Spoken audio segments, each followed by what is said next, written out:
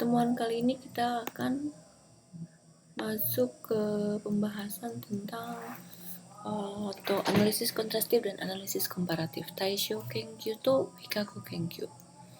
Hai, untuk pembahasan linguistik bahasa Jepang semester ini fokus saya itu ke linguistik terapan atau linguistik makrolinguistik. Jadi pembahasan goyorong atau pragmatik termasuk ke dalam makrolinguistik, disebut juga dengan linguistik terapan. Sakai Gengogaku juga termasuk ke dalam makrolinguistik. Lalu ada yang terakhir itu ada namanya Daini Gengo Shitoku. Jadi minggu ini kita membahas tentang kajian dari Daini Gengo Shitoku atau disebut dengan second language acquisition, akuisisi bahasa kedua. Jadi apa saja sih isi di dalam Daini Gengo Shitoku?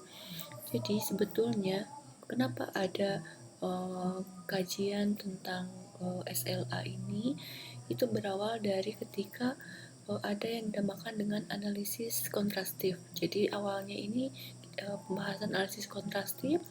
Setelah analisis kontrastif, jadi ditemukan bahwa ada persamaan dari bahasa A dengan bahasa B, atau ada perbedaan struktur bahasa A dengan bahasa B.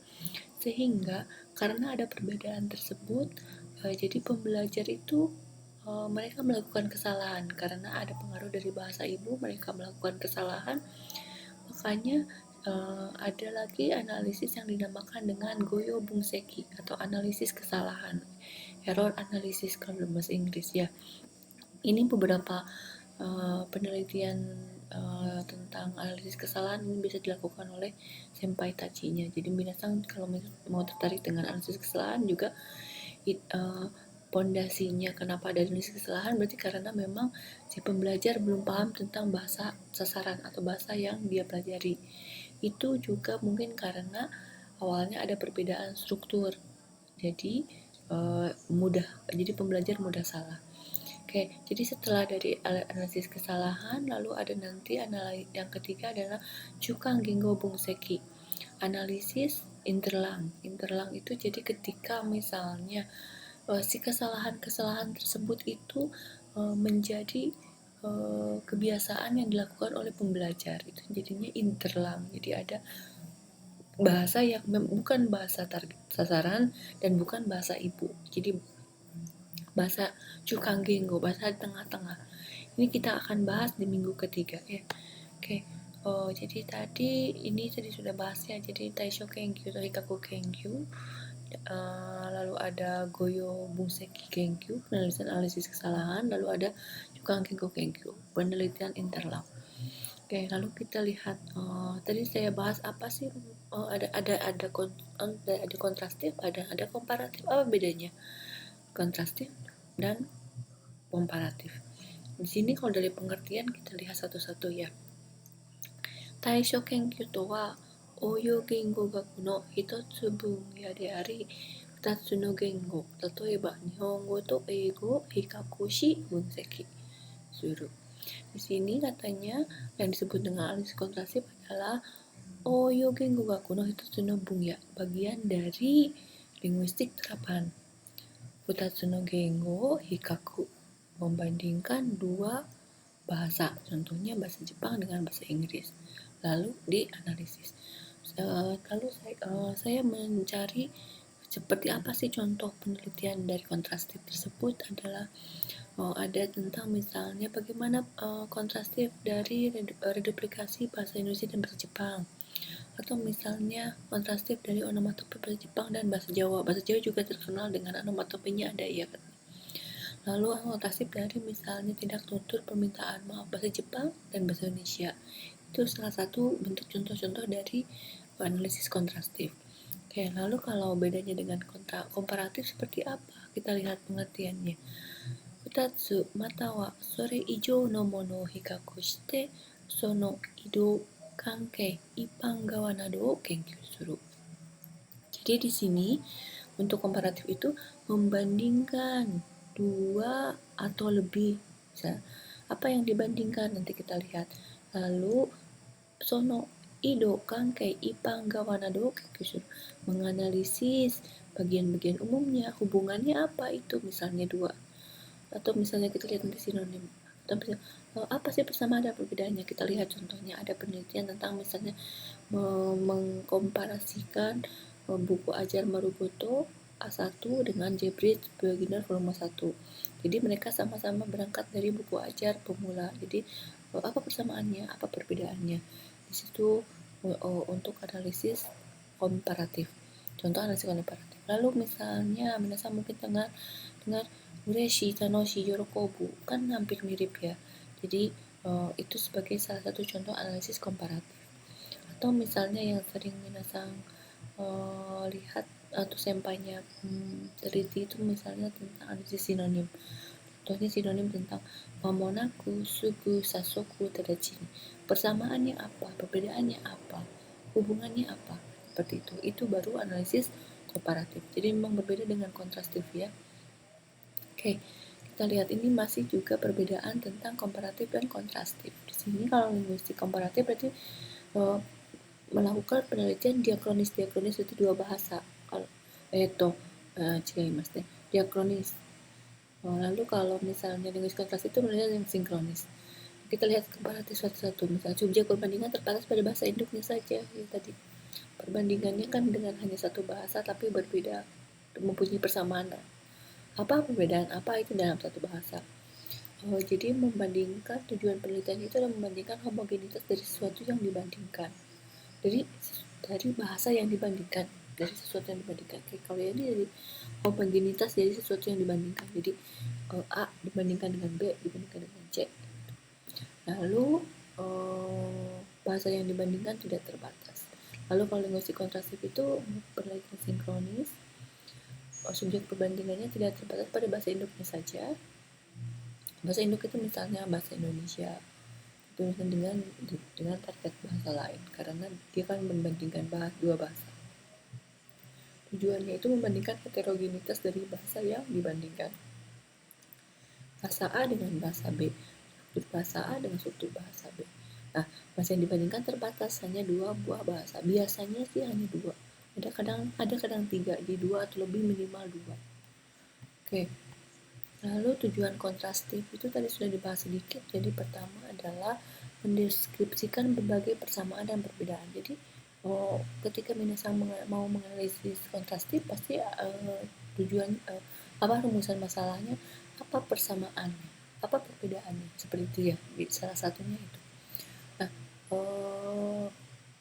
lalu mengidentifikasikan segi-segi perbedaan dan ketidaksamaan yang kontras antara kedua bahasa. Jadi dibahas lagi apa sih yang membedakannya itu kan, misalnya itu digali lagi lebih dalam. Oke, lalu kelebihan linguistik kontrastif ini jadi misalnya ketika pembelajar mengetahui kedua belah struktur tersebut lebih paham dengan jelas, si pembelajar akan lebih mudah memahami kedua bahasa tersebut. Nah, lalu menurut sebuah penelitian, jadinya interferensi dari bahasa ibu kepada pengguna bahasa kedua si pembelajar. Nah, interferensi itu ada di tengah-tengah. Jadi ketika misalnya itu menjadi suatu kebiasaan di dalam bahasa Jepang. Jadi misalnya begini. Contohnya yang sering saya perhatikan minasang sering menggunakan arigato gozaimasu seperti itu ya. Jadi memang penggunaan arigato gozaimasu itu di dalam skala tertentu misalnya karena itu terbawa dari bahasa ibunya, bahasa Indonesia. Jadi, terima kasih apa terima kasih kan seperti itu ya. Itu jadi ada language transfer namanya. Itu masuk ke dalam kajian interferensi. Kalau bahasa Jepang malah kebalikannya, bukan arigato gozaimasu. Nanti ketika ditangani di dalam kalimat baku di email pun mereka akan selalu misalnya yoroshiku onegaishimasu, apa yoroshiku onegaishimasu. Mungkin coba kalian perhatikan. Lalu kita lihat apa saja sih yang dikontrastifkan kan gitu. Ada dua di sini katanya untuk yang bisa dikontrastifkan itu adalah pertama itu studinya itu tentang mikrolinguistik. fonologi, sintaksis, leksikal, seperti tadi yang saya berikan contoh itu termasuk ke dalam contoh mikrolinguistik. Di sini ada contoh misalnya, apa bedanya nakama, tomodachi, dan yuji? Seperti itu, karena mereka sinonim. Lalu untuk mencari perbedaannya seperti apa. Lalu misalnya ada struktur kalimat pasif, bahasa Jepang seperti apa, bahasa Indonesia seperti apa. Itu termasuk ke dalam kajian linguistik kontrastif di bidang mikrolinguistik. Atau misalnya untuk kata kerja, misalnya perbedaan verba memakai bahasa Indonesia dengan kau dan bahasa Jepang. Nah, itu juga contoh dari penelitian linguistik kontrastif fokus kepada mikrolinguistik. Nah, akhir-akhir ini studi kontrastif tidak hanya melihat dari sisi mikrolinguistik saja, tapi sudah ke pragmatik atau interkultural pragmatik atau cross kultural. Contohnya misalnya tindak tutur. Misalnya perbedaan tindak tutur permintaan maaf bahasa Jepang dan bahasa Indonesia seperti apa. Nah, atau misalnya kalau yang nomor 2 misalnya begini. Minasan ketika bercakap-cakap dengan orang asing misalnya itu kan misalnya dikasih tema terus berbicara dengan orang asing 15 menit percakapan gitu. Bagaimana cara kalian membuka di awal percakapan dan di akhir percakapan, misalnya menjelaskan perkenalkan diri atau apa kan gitu. Nah, gitu si rangkaian kaiwa tersebut dibandingkan bagaimana orang Indonesia pembawaannya, bagaimana orang Jepang pembawaannya. Nah, itu studi kontrastif yang sudah berkembang sekarang ya. Jadi itu lebih ke kaiwa bunseki. Oke, lalu kita lanjut langkah-langkah analisis kontrastif. Menurut Whitman ada 4 langkahnya, yaitu mendeskripsikan sistem bahasa pertama dan bahasa kedua. Contohnya tadi fonologi. Karena vokal bahasa Jawa dan bahasa Indonesia berbeda, berarti misalnya itu kita deskripsikan dulu masing-masing setiap bahasanya. Setelah itu menentukan urusan kebahasaan yang berbeda, yang baik yang berhubungan dengan fonologi, morfologi maupun sintaksis. Nah, di sini mau lihat dari sudut pandang apa? Berarti kalau vokal, berarti kita sudut pandangnya fonologi. Bagaimana teori-teori fonologi? Dilihat dari jadi si data tersebut dilihat dari sudut pandang fonologi. Lalu mengkontraskan unsur yang diperbandingkan, mana persamaannya, mana perbedaan. Kalau mengkontraskan berarti dilihat, oh bedanya vokal bahasa Jawa seperti ini, kalau bahasa Jepang bahasa Indonesia seperti ini. Nah, setelah itu setelah langkah-langkah tersebut ternyata memang ada perbedaan. Jadi ternyata dari awal perbedaan tersebut timbul terjadinya kesalahan yang dibuat siswa terhadap bahasa target. Itu karena pengaruh dari bahasa pertama. Misalnya di sini Minasang itu misalnya sebagai belajar bahasa Indonesia, berarti ternyata ada vokal yang tidak ada di dalam bahasa Jawa. Nah, itu juga ke bawah-bawah ketika Minasang menggunakan bahasa Indonesia. Contohnya seperti itu. Oke. Nah, lalu kita lihat contoh-contoh misalnya perbandingan bahasa Indonesia dengan bahasa Jepang. Bidang yang pertama itu dari bidang fonetik mirip yang tadi ya. Jadi misalnya dari bunyi vokal saja, contohnya U misalnya gitu, bunyi vokal U pembelajar itu berbeda dengan U-nya orang Jepang gitu kan. U-nya orang Jepang tidak terlihat, jadi tidak diucapkan dengan posisi bibir tidak bulat. Lalu misalnya ketika dalam penulisan fonem ada beberapa yang tidak ada dalam bahasa Indonesia. Jadinya ditulisnya CS misalnya, atau ja ditulisnya jadi C. Jadi NG atau jadi N saja. Itu seperti itu penulisan fonem. Karena ketidakadaan kemiripan. Jadi misalnya itu yang berbedanya. Lalu ini dari segi makna berbeda ketika intonasi berubah. Ini di Jepang sering ada, tapi di Indonesia enggak kan. Misalnya hame, hame, hame. Itu kan berbeda artinya. Oke. Lalu yang kedua itu contoh penelitian dari bidang morfologi. Di sini untuk morfologi leksikalnya itu dalam bahasa Jepang shiteiru, sedang leksikalnya sedang mengetahui, tapi dalam bahasa Indonesia itu sudah tahu. Jadi memang ada perbedaan struktur morfologinya. Kekok shiteiru arti karena shiteiru itu sedang, berarti kan leksikalnya sedang menikah. Tapi sebetulnya kekonisteiru itu untuk menunjukkan status sudah menikah atau telah menikah. Oke, selanjutnya ini contoh untuk perbandingan di sintaksis ya. Oke, contoh ini saya berikan contoh, saya ambil dari bukunya Dede Sensei, contoh kalimat pasif. Jadi memang kalimat pasif Jepang dan Indonesia berbeda. Ini saya rangkum sedikit, sebetulnya banyak. Misalnya kalau mau baca bukunya Dede Sensei, contohnya dalam Indonesia ada namanya maling mencuri mobil saya, itu aktif kan. Jadi ketika pasifnya itu mobil saya dicuri oleh maling, itu aktif pasif dalam struktur dalam bahasa Indonesia. Tapi kalau bahasa Jepang, dorobo wa watashi no kuruma wa nusunda, aktif. Watashi no kuruma wa dorobo ni nusumareta. Oke, di sini ketika watashi menjadi subjek, watashi wa dorobo ni kuruma wa nusumareta, itu tidak bisa digunakan, tidak. Tapi yang bisa di watashi no kuruma wa, jadi subjeknya itu tidak bisa orang. Watashi no kuruma wa dorobo ni nusumareta. Itu contoh perbandingan dari antara kalimat pasif dan kalimat pasif bahasa Jepang dan kalimat pasif bahasa Indonesia.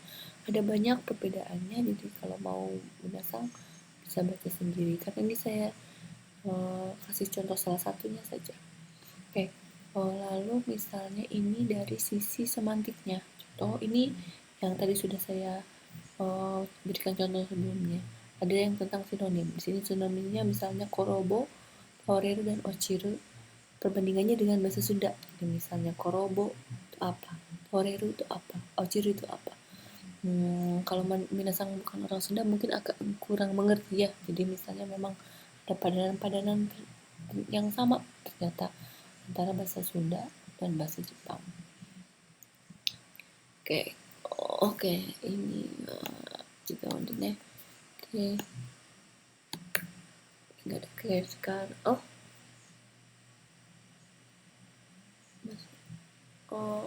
Contohnya semantiknya itu ya, ini tadi udah enggak. Oke, lalu kita masuk ke yang keigo. Jadi memang di sini juga contohnya keigo antara ada 3 bahasa Jepang, bahasa Indonesia, bahasa Sunda. Bahasa Indonesia kan tidak ada keigo ya. Jadi ini dikontrastifkan dengan bahasa Sunda. Ternyata memang ada padanannya kan, seperti itu ya.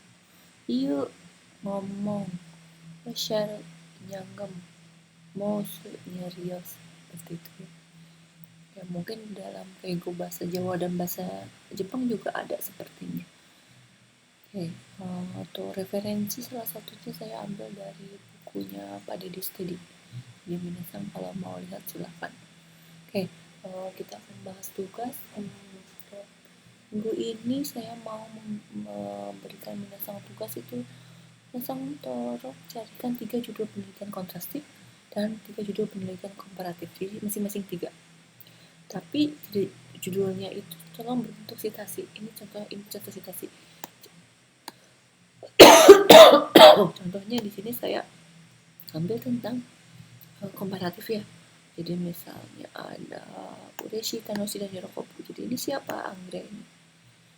Jadi minasang untuk mengambil citasi itu minasang bisa ambil di atau tugas sekolah analisis kontrastif bahasa Jepang misalnya. Oke, di sini ternyata ada yang onomatope tadi ya. Berarti ini supangat melalui onomatope. Seperti itu ya. Saya minta 3. Untuk itu tadi saya kasih contoh mencari citasi. Yang ikut Sokenkyu mungkin sudah tahu ya. Hai, ja, konoju wa owari desu.